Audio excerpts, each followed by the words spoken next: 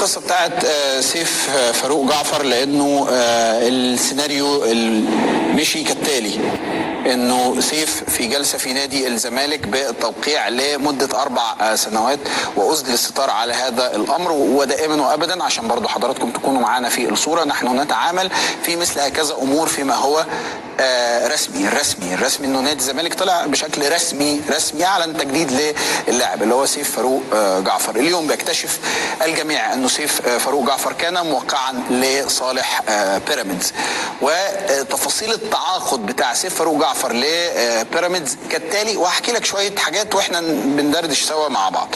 سيف متفق على 3 سنوات، ال3 سنوات دولت واخد 2.5 مليون مقدم تعاقد، والموسم الاول بيقضي على حصوله على 7 مليون جنيه، بيزيدوا بمعدل مليون كل موسم من المواسم لحد ما يوصل للموسم الثالث هيكون بياخد 9 مليون جنيه. طيب انا عارف انك هتبقى تسال شويه اسئله ليها علاقه، طيب ازاي الزمالك اعلن؟ وهل الزمالك كان عنده علم بانه اللاعب وقع لبيراميدز ولا ما وقعش؟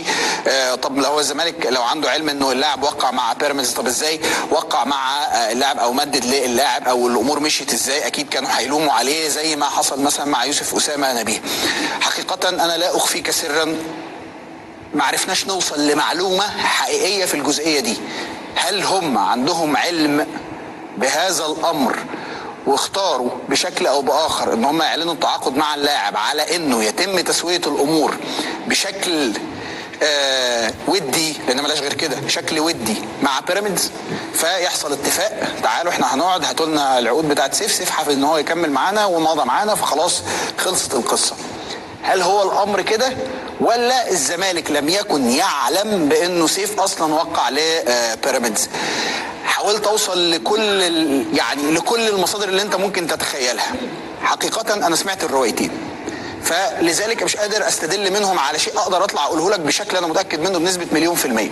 انما انا قدام حاجتين حقيقيتين هم دول اللي احنا ممكن نتعامل معاهم، دول ثابتين مش متغيرين. الاولاني ان الزمالك اعلن رسميا، الثاني ان اللاعب موقع لبيراميدز. خلاص كده، دول الحاجتين اللي ليهم علاقه بموضوع سيف فاروق جعفر. ايه اللي هيحصل الفتره اللي جايه؟ زي ما بقول لك، لو الروايه بتاعت انه سيف وقايل للزمالك وقال لهم خلصوني من بيراميدز وانا هقعد وانا حابب ان انا اكمل فخلصوني من بيراميدز، فده وارد. لو الروايه بقى اللي ليها علاقه بانه هو لا ما كانش قايل لهم، فقد يكون هناك تداعيات اخرى لهذا الشان او لهذا الامر او في هذا الشان تحديدا. دي في قصه سيف فاروق جعفر.